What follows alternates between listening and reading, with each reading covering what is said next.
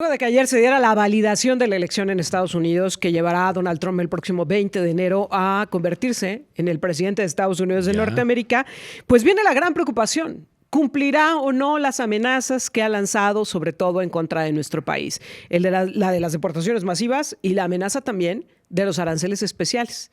Luis Miguel González, director editorial del Economista, ha escrito al respecto y platica con nosotros esta mañana. ¿Cómo estás, Luis Miguel? Muy buenos días.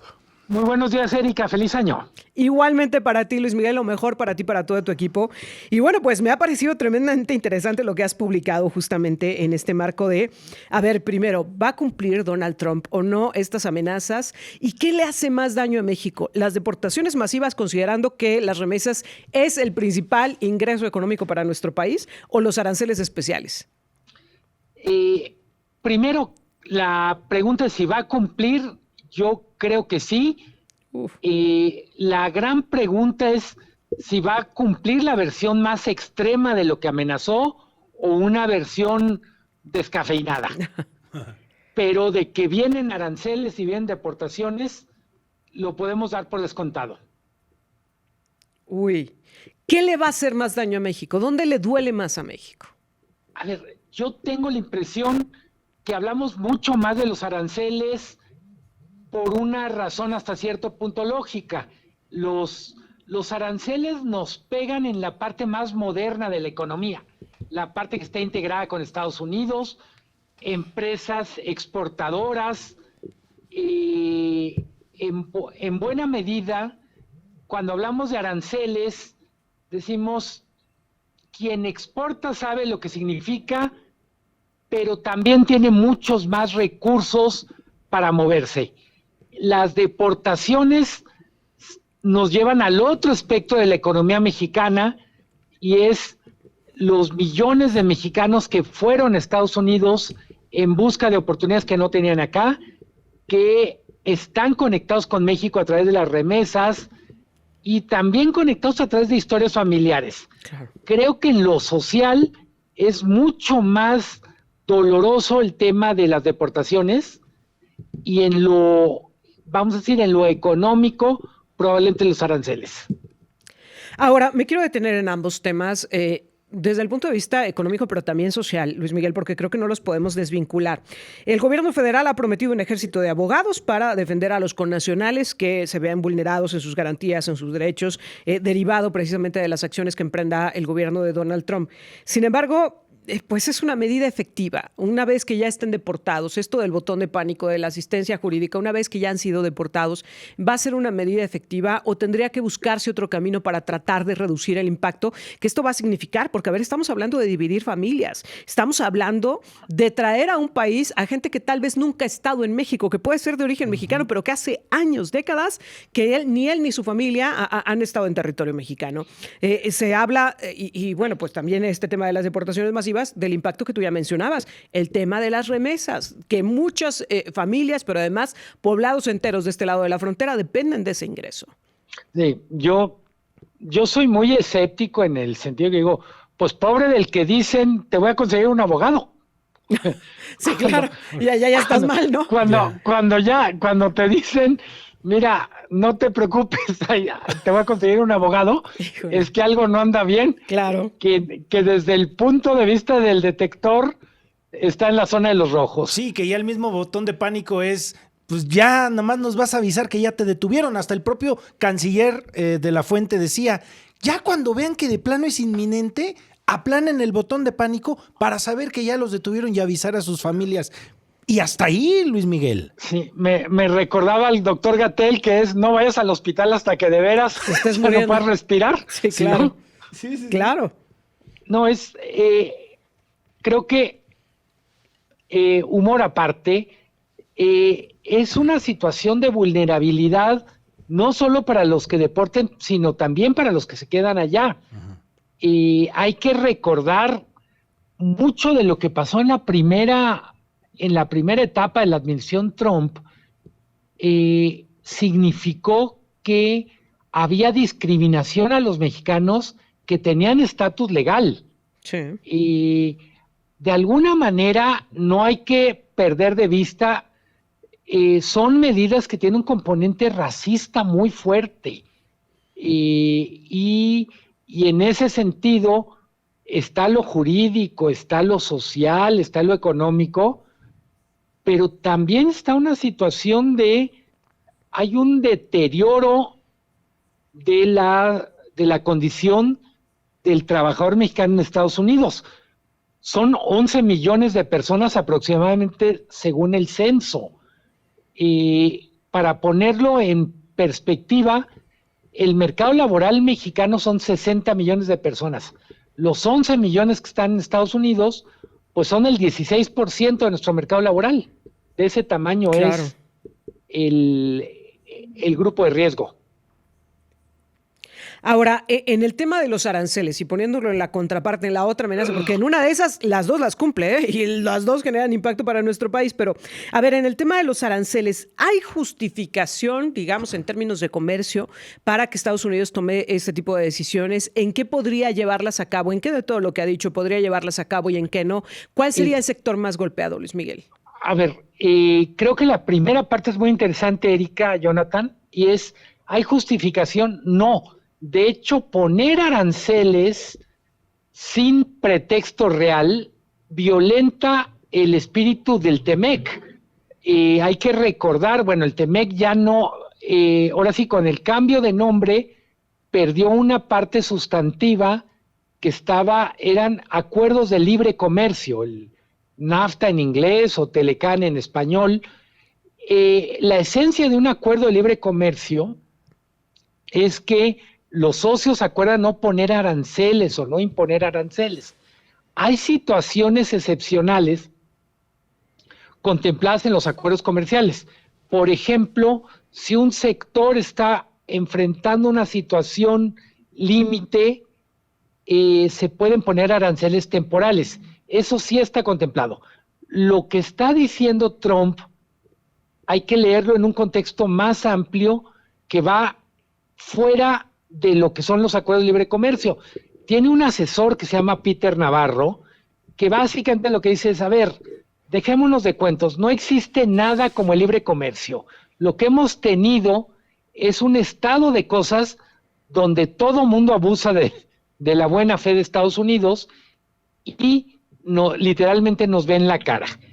Es una simplificación lo que estoy diciendo, pero no es muy lejos de lo que está planteando Trump.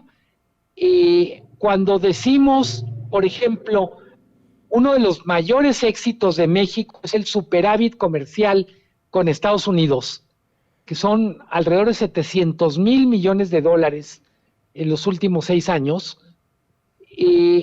Desde el punto de vista de Trump, ese superávit de México es un gol que México le ha metido a Estados Unidos, pasando por alto que en muchos casos no son empresas mexicanas vendiendo a Estados Unidos, sino empresas de Estados Unidos que están vendiendo a Estados Unidos. Ahora, ¿el sector automotriz es realmente el más vulnerable, Luis Miguel, o estamos hablando de una gama de sectores que podrían verse vulnerados? Creo que parte de la respuesta a esa pregunta va a venir cuando se den a conocer los aranceles, porque lo que está diciendo Trump va para todos los productos. Sí. Eso significaría, contestando directamente a tu pregunta, que la automotriz sería el más golpeado porque el que más volumen tiene, automotriz y autopartes. Pero también, si entendemos lo que está diciendo Trump al pie de la letra, significaría que también habrían productos agroalimentarios en donde lo más absurdo del asunto es que en algunos casos no hay producto de Estados Unidos que lo sustituyan. Sí. Le pones arancel al aguacate o al limón y pues no es sí. Permitir competir a un aguacatero de Wisconsin o a un limonero de Brooklyn. Sí, porque en Estados Unidos no hay. Totalmente. La lógica de poner un arancel es darle la oportunidad a un productor tuyo de que compita. Y hay quien dice la mejor forma de poner en perspectiva lo que van a significar los aranceles es que todos pierden. Pierde el consumidor de Estados Unidos, claro, porque va a tener más inflación. Pierde el productor mexicano porque va a tener que competir cuesta arriba con pues literalmente con un 20% de sobrecosto. Y por último, en algunos casos pierden industrias completas de Estados Unidos que ya están muy integradas a México. El gran éxito de México en los últimos 30 años es que logró convencer a Estados Unidos de que era un socio confiable, ya no solo para venderle petróleo o aguacates, tomates, sino para vender productos muy sofisticados. Entonces, yo diría, el gran problema con lo que está amenazando Trump es que nos rompe todos los esquemas de lo que pensábamos que era la relación con Estados Unidos y de lo que pensábamos que era la carretera de México hacia la modernidad. Claro. De las bases de los Estados Unidos, ¿no? De que se decía acá en México, somos amigos, somos socios, pero pues la realidad es que somos vecinos muy distantes. Somos cercanos cuando les conviene y distantes cuando les conviene. Claro. Sí. Ahora, Luis Miguel, justamente pensando en estas dos amenazas y estas dos realidades, desde el punto de vista económico, ¿cómo te proteges como país? ¿Qué tendría que estar haciendo México?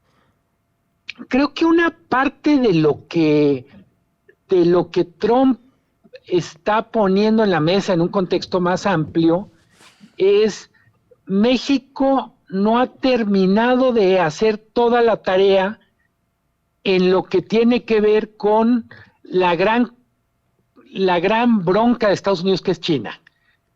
Hay que recordar, las amenazas de aranceles han estado también completadas, si se puede decir así, con críticas a México por una relación un poquito ambigua con China.